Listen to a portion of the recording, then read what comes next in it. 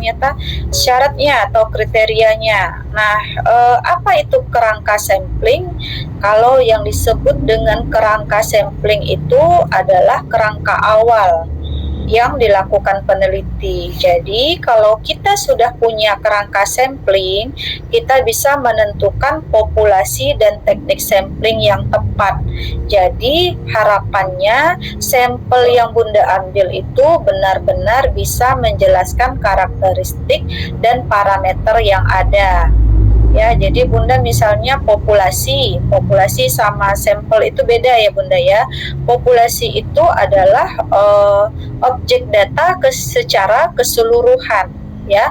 Misalnya saya mau meneliti di Alkifaya. Nah, di Alkifaya, di STAI-nya ya, seluruh yang ada di STAI Alkifaya itu adalah sebagai populasi, mau dosennya, mau mahasiswanya, mau TU-nya, mau CS-nya atau yang lain-lain. Keseluruhannya adalah populasi. Tapi nanti kalau Bunda mau ambil sebagian saja ya, sebagian saja itu adalah namanya secara sampel ya. Nah, kita bahas dulu nih dia. Jadi populasi itu adalah keseluruhan objek ya yang memiliki karakteristik tertentu. Oke, kemudian kalau populasi itu kita simbolkan dengan huruf N besar ya. Kemudian populasi itu ada yang bisa dihitung. Nah, itu namanya populasi terhingga, ada yang tidak bisa dihitung. Misalnya mau menghitung jumlah kematian di dunia. Nah, itu kan agak sulit kita menghitungnya karena bisa saja dalam waktu beberapa menit, berapa detik. Nah, itu ada yang meninggal atau sebaliknya jumlah kelahiran. Untuk penelitian itu saya sarankan nanti Bunda menggunakan populasi yang bisa dihitung. Oke. Kemudian ada namanya kalau Bunda punya penelitian, kemudian semuanya mau diambil ya, misalnya di TK. Kemudian Bunda mau meneliti semuanya, mau dari kepala sekolah, gurunya, siswanya, ya kan? Bunda ambil semua sebagai sampel, itu namanya sensus. Oke. Nah, seperti sensus penduduk, Bun, ya. Jadi kalau ambil secara semuanya keseluruhan tanpa Bunda pilih-pilih lagi, itu namanya sensus. Kemudian kalau sebagian saja itu namanya penelitiannya menggunakan survei. Oke, jadi jangan kebalik Bunda ya. Nanti kalau Bunda ditanya oleh pengujinya, ini apanya penelitiannya survei atau sensus? Bunda jawabnya sensus, sementara yang Bunda jadikan sampel itu hanya siswanya saja. Jadi yang lebih tepat adalah survei, ya. Kemudian sampel itu sebagian dari populasi yang mau Bunda teliti, tapi dia harus bisa mewakili populasi. Artinya kalau jumlah populasi itu, nah sebagiannya itu namanya sampel. Ya, kalau populasi itu jumlahnya besar, ya kan? Bunda ambil sebagian, jumlahnya lebih kecil, itu namanya sampel. Oke, kemudian objeknya, ya orangnya yang akan Bunda teliti itu namanya unit sampel. Oke, apa syarat menjadi sampel? Dia harus bisa menjadi cermin dari populasi. Jadi harus bisa mewakili dari populasi itu, Bun. Ibaratnya miniatur kecil. Nah, kalau tidak terpenuhi, maka resikonya adalah kesimpulannya nanti bias. Misalnya Bunda mau melihat metode pembelajaran terhadap prestasi siswa. Bunda ambil sampelnya, ambil yang pinter aja, ya kan? Itu hasilnya bias dia namanya, Bun.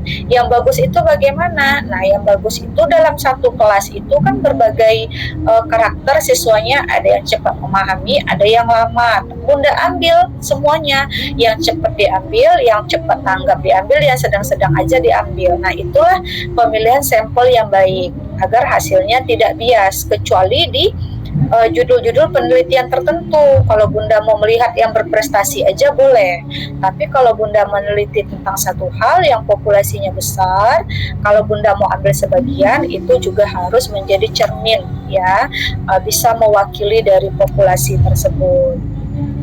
Nah, bagaimana sifat metode pengambilan sampel?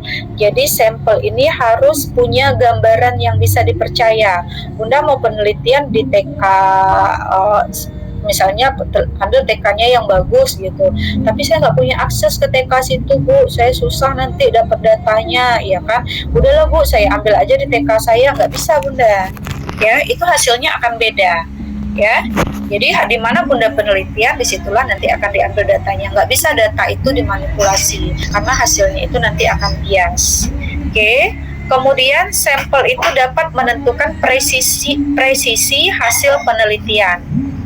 Arti presisi itu ketika Bunda tanyakan lagi atau uji ulang, hasilnya tetap sama. Ya, jadi hasilnya itu tidak menyimpang. Jangan nanti ketika Bunda tanya jawabannya beda lagi, Bunda tanya dengan hal yang sama jawabannya beda-beda. Nah, itu belum bisa kita ambil sebagai sampel. Ya, dia harus konsisten atau disebut juga dengan presisi. Kemudian sifat yang ketiga itu sederhana dan mudah dilaksanakan. Nah, makanya Bun, saya sering ini ya sampaikan ke bunda-bunda, cari sampel itu yang sederhana. Saya mau cari sampel yang sulit ditemui, nanti saya susah datanya, atau dia kadang ada kadang enggak, atau nanti ada kesulitan-kesulitan lain. Nah, itu kurang efektif. Jadi efektif itu sederhana, mudah Bunda laksanakan. Oke. Kemudian kalau bisa sampel itu dia bisa beri keterangannya banyak dengan biayanya yang rendah. Nah, itu kan enak ya Bunda ya. Kita butuh data, kemudian data apa aja yang kita tanya, sampelnya mau jawab atau respondennya mau jawab. Ya kan, nggak perlu bayar lagi. Nah, itu nggak efektif kalau dalam penelitian, Bun. Kemudian sampel itu adalah penghematan tenaga, waktu dan biaya dibandingkan dengan sensus.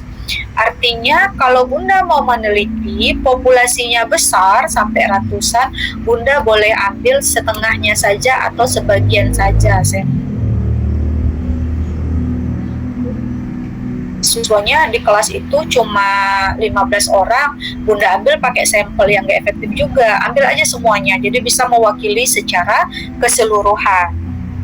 Kira-kira bisa dipahami, Bun?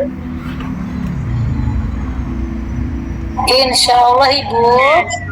Jadi kalau sedikit sampel populasinya, Bunda boleh ambil semua ya.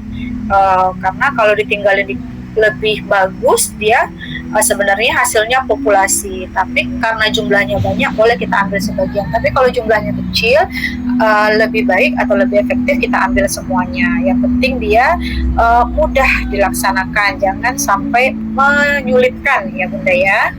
Nah, kemudian kriteria sampel ini presisi ya.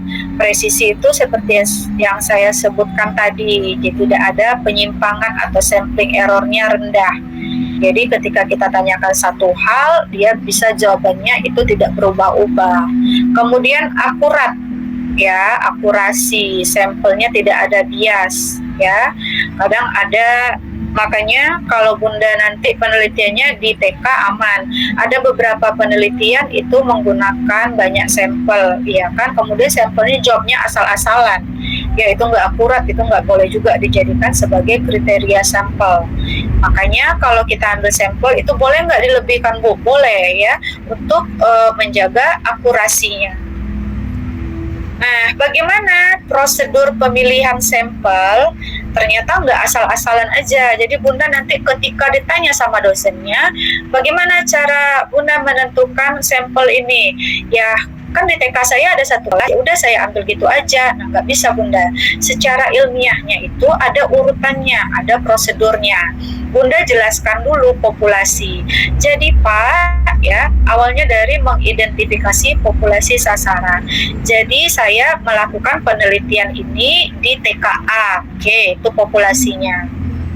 Kemudian baru Bunda bikin kerangka sampling. Kerangka sampling siapa saja yang ada di dalam populasi itu Bunda jelaskan. Jadi di sini ada kepala sekolah, kemudian gurunya berapa orang, kemudian muridnya berapa orang. Kemudian Bunda tentukan metode pemilihan sampling. Nah, ini nanti akan kita bahas ya metodenya. Kemudian Bunda sampaikan prosedurnya itu seperti apa. Di sini karena saya ingin meneliti tentang partisipasi siswa, maka saya mengambil sampelnya secara purposive sampling dengan mengambil sampelnya adalah siswa yang berada di kelas ini. Nah, seperti itu. Kemudian dari sampel itu saya ambil sebanyak 30 orang. Nah, dari 30 orang itu siapa saja orangnya. Nah, jadi nyampaikannya seperti itu nanti Bunda ya. Sebutkan dulu populasinya, baru nanti sampai ke unit sampelnya atau objek yang akan diteliti. Kira-kira paham Bunda? Bisa Bun? Atau ada pertanyaan? Ya.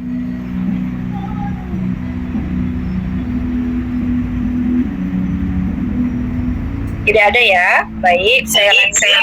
Bu, ya? Boleh Bu, Ini kan silakan. ini Bu, saya Farul Safiro izin bertanya. Untuk semua prosedur ini berarti itu untuk penelitian kualitatif ya Bun ya? Iya. Ya, yang angka-angka itu kan cuma Kuanti.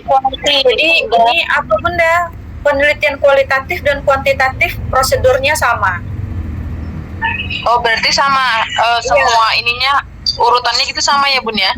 Iya, jadi Bunda harus tahu dulu populasinya siapa, kerangka samplingnya, ya kan siapa saja yang berada di dalam populasi itu. Kemudian memilihnya pakai metode apa. Kemudian ukuran sampelnya berapa orang, baru siapa saja orangnya. Nah, itu penelitian kualitatif atau kuantitatif itu sama Bunda. Oke Bun? Oke, Bun. Tanya Bu, Bun, ya. itu tadi kalau ukuran sampelnya itu misalnya satu kelas 30, kita ambil kan tidak kan 30 anak gitu, misalnya itu harus pakai perbandingan Bu, misalnya harus setengahnya atau harus berapanya gitu, ada Namanya metode pemilihan sampling. Berarti kalau misalnya Bunda di kelasnya itu ada 30, sebenarnya semakin besar populasi itu mencerminkan dari penelitian. Dari 30 itu Bunda harus punya alasan yang jelas kenapa hanya mengambil 15 saja.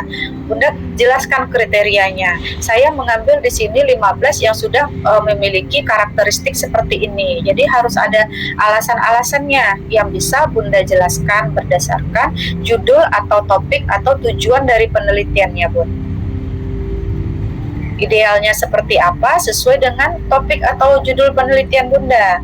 Apa judulnya? Misalnya terhadap siswa yang kemampuannya belum memenuhi syarat atau seperti apa gitu ya. Nah, Bunda ambil akhirnya sebagian atau secara purposive sampling namanya tuh Bun. Secara sengaja saya pilih yang ini Pak karena di sini saya mau meneliti tentang. Kalau lebih bagus sebenarnya ambil aja semuanya karena semakin besar populasi sebenarnya semakin bagus ya Bunda ya. Jadi nanti akan dibimbing oleh pembimbingnya mana populasinya atau sampelnya yang tepat sesuai dengan topik atau judul penelitiannya. Oke Bunda? Iya Bu, berarti kalau 30 kita ini berarti harus 30 kita wawancarai gitu ya Bu ya? Iya, Kelas. Kalau Bunda judul penelitiannya tentang siswa, tentang misalnya tentang motorik ya kan, maka Bunda bagusnya punya 30. Jadi hasilnya itu lebih valid ya Bunda dibandingkan hanya mengambil setengahnya saja. Oke Bun? Iya Bu, makasih Bu. Ya. Nah, kemudian ada populasi sasaran ya. Ada yang meneliti tingkah laku, ya kan? Jadi populasi sasaran menjadi cakupan kesimpulan penelitian. Jadi misalnya ingin meneliti pengaruh kewirausahaan terhadap prestasi, maka populasi sasarannya adalah pemilik atau manajer perusahaan. Jadi harus benar-benar tepat ya Bunda, jangan nanti punya penelitian tapi populasi sasarannya itu tidak tepat ya. Populasi itu harus tepat sasaran penelitiannya agar hasil penelitian itu bisa menjelaskan dari kondisi yang ada. Jadi jangan sampai bingung Bunda, kinerja, misal Bunda mau cari kinerja guru di sekolah ini, berarti ya populasi sasarannya adalah gurunya, ya kan Bun. Terus pengaruh motivasi kepala sekolah, ya kan, berarti adalah populasi sasarannya adalah kepala sekolah. Atau motorik siswa, berarti populasi sasarannya adalah siswa. Jadi jangan sampai salah ya Bun, karena kalau salah ya hasil penelitiannya juga akan salah ke belakangnya. Oke. Kemudian kerangka sampling itu ada kriterianya ya, exhaustive ya, artinya kerangka sampling kita itu lengkap dan terbatas. Kenapa harus terbatas ya? Jadi persyaratan terbatas ini Bun, kalau kita punya penelitian kemudian tidak kita batasi, ya kan, itu hasil penelitiannya itu akan berubah terus seiring penambahan data. Makanya kita batasi. Bunda kalau punya penelitian harus jelaskan penelitiannya itu dilakukan pada bulan apa, ya, bulan apa sampai bulan berapa, di tahun berapa. Nah itu harus ada pembatasan agar hasilnya itu tidak bias, ya. Terus tidak boleh ada unsur tumpang tindih. Kok tumpang ya? Tumpang tindih itu artinya Bunda punya sampel itu 30 orang. Kemudian kan bagusnya kuesioner itu 30 juga, yang Bunda tanya 30 ya, satu-satu. Tapi kalau ada satu orang Bunda tanyakan 2 kali, itu namanya tumpang tindih. Nah itu tidak bagus untuk penelitian ya. Kemudian yang ketiga, unsur itu harus bisa dilacak di lapangan. Jadi yang Bunda jadikan sampel itu orangnya harus benar-benar ada gitu Bunda ya, bisa ditemui, bisa kita tanyakan, ataupun secara online boleh nggak Bu? Tergantung penelitian, boleh online, tapi harus bisa kita ketahui keberadaannya, bukan goib ya Bunda ya. Nah itu artinya kriterianya. Oke, kemudian metode pengambilan sampel itu ada 2 ya, sampel dengan pengembalian atau sampling tanpa pengembalian. Kalau sampling dengan pengembalian, Bunda udah ambil sampelnya, kemudian Bunda tanyakan lagi, nah itu kurang efisien. Yang efisien itu adalah sampling tanpa pengembalian ya, atau sampling without replacement. Nah ini tadi yang kita bahas, ada jenis-jenis sampling dalam penelitian. Ada 2 jenisnya Bun. Ada namanya probabilitas, ada non-probabilitas. Nah, yang probabilitas ini ada 5, yang non-probabilitas ini juga ada 5. Apa bedanya yang probabilitas dan yang non? Kalau probabilitas ini adalah semua populasi memiliki kesempatan yang sama untuk dijadikan sampel. Kalau yang non-probabilitas, semua populasi tidak memiliki kesempatan yang sama ya untuk dijadikan sampel. Oke, ini bagian-bagiannya. Untuk yang probabilitas atau yang memiliki kesempatan untuk dijadikan sampel secara keseluruhan itu namanya probabilitas. Ada simple random sampling, systematic, stratified, cluster, dan multi-stage. Yang non-probabilitas atau tidak semua populasi memiliki kesempatan untuk dijadikan sampel, itu namanya convenience, accidental, purposive, quota, dan snowball. Oke, Bunda sudah, kalau mau dicatat boleh Bunda. Probabilitas itu adalah seluruh populasi memiliki kesempatan yang sama untuk dijadikan sampel.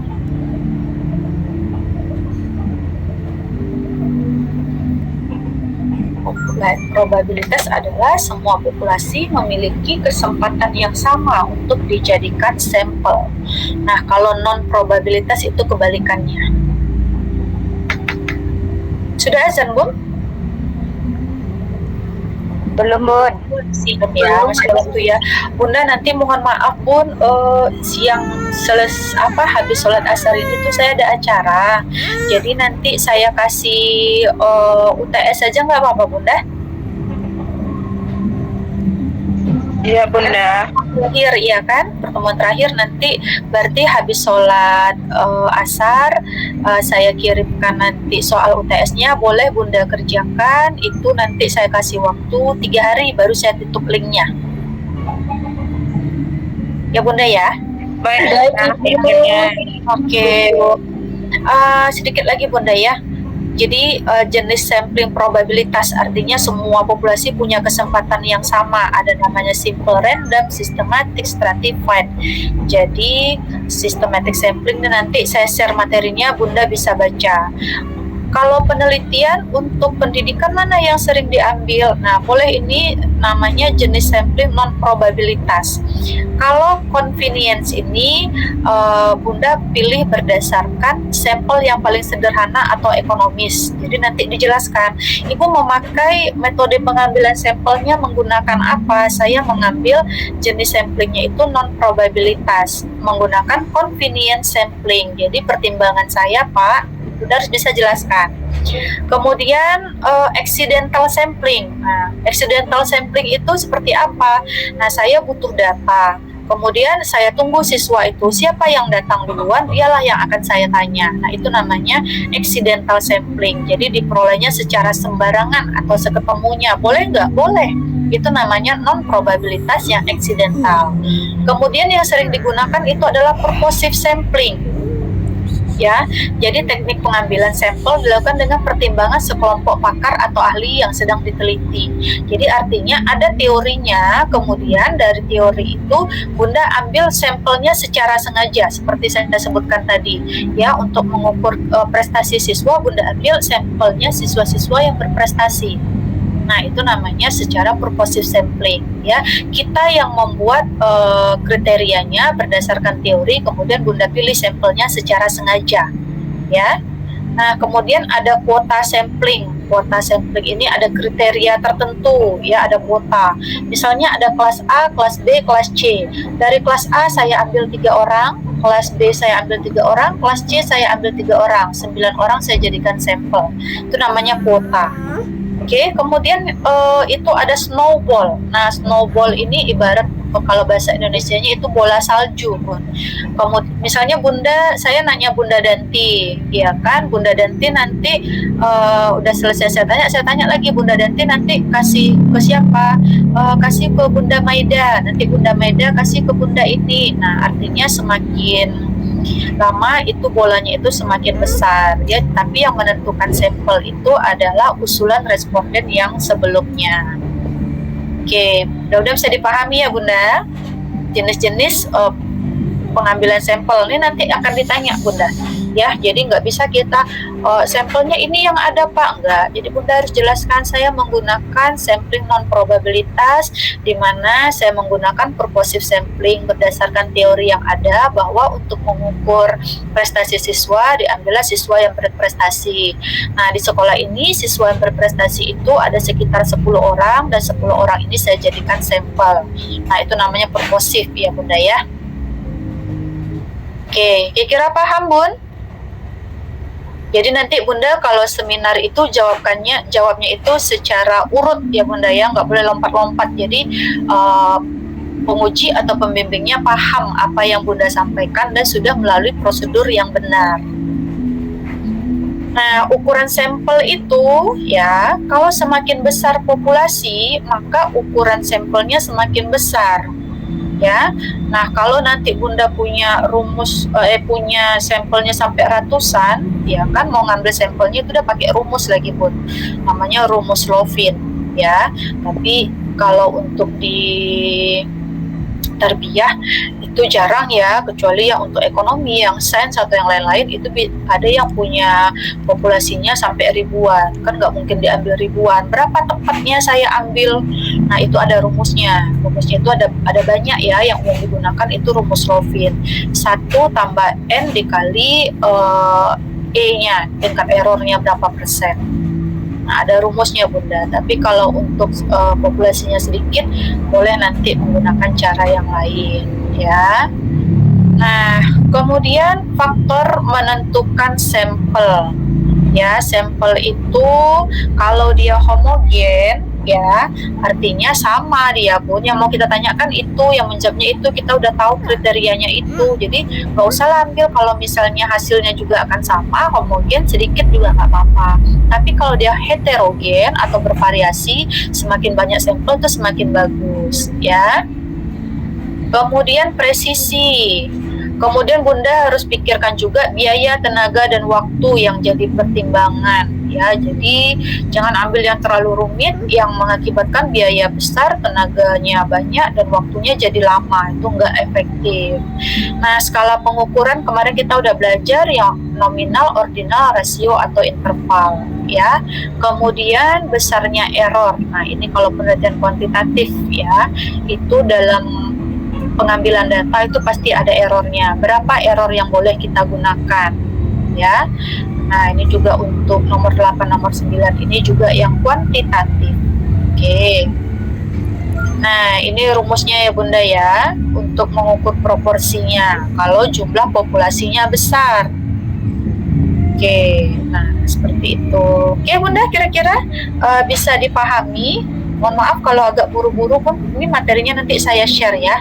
Jadi Bunda nanti kalau mau penelitian, misalnya ada yang ragu, apalagi misalnya ada yang pakai kuantitatif, tanya ke saya boleh. Atau apapun yang Bunda mau tanyakan mengenai penelitian, selain sama pembimbingnya, mau share atau konsul sama saya, boleh Bun, ya. Baik Ibu, terima kasih banyak Ibu Lita. Iya, sama-sama. Nanti jangan sampai ini ya, bingung. Ini siapa Bu populasi sasarannya? Saya bingung. Nah, jangan Bun. Karena kalau bingung kita tujuan penelitiannya nggak efektif. Nggak bisa. Buat apa kita meneliti kalau dia yang kita teliti itu nggak tepat ya. Ibaratnya kita meneliti tentang apel, yang kita teliti, yang kita amati nanas, yang nggak tepat ya Bun. Jadi gunakan populasi sasaran yang tepat. Oke Bunda, mungkin itu saja yang bisa saya sampaikan. Mudah-mudahan Bunda nanti lancar penelitiannya ya. Lancar sampai nanti itu kita wisuda. Angkatan 22 ini lumayan rame nih Bun. Ya doakan ya Ibu, kami mak-maknya. Yang penting skripsi itu Bunda dikerjakan dan selesai. Ya, jadi kalau misalnya terlalu sempurna sesuai yang Bu Lita bilang begitu gini, nah gitu, nggak ada yang sempurna skripsi itu Bunda. Makanya ada bimbingan, pembimbing 1, pembimbing 2 dikerjakan. Kalau Bunda saya nggak mau Bu, rasanya penelitian saya ini belum, jauh dari kata sempurna, nggak akan bisa Bunda. Yang penting itu dikerjakan selesai. Kemudian ada bimbingan tahapan revisi, Bunda kerjakan. Jadi Bunda jangan khawatir ya, insya Allah itu bisa selesai. Ya Bunda, tetap semangat ya. Ya insya Allah, mohon doanya Ibu. Amin. Ya nanti Bu dosen minta bimbingannya untuk orang tua ini Bu dosen. Iya, apalagi untuk bunda-bunda yang ini ya sama kayak saya udah berumur juga ya kan. Kalau kuliah itu tuntutan dosennya nggak harus sempurna Bu ya. Kalau saya punya mahasiswa di manajemen bisnis syariah, usianya masih muda-muda, nggak apa-apa saya gas.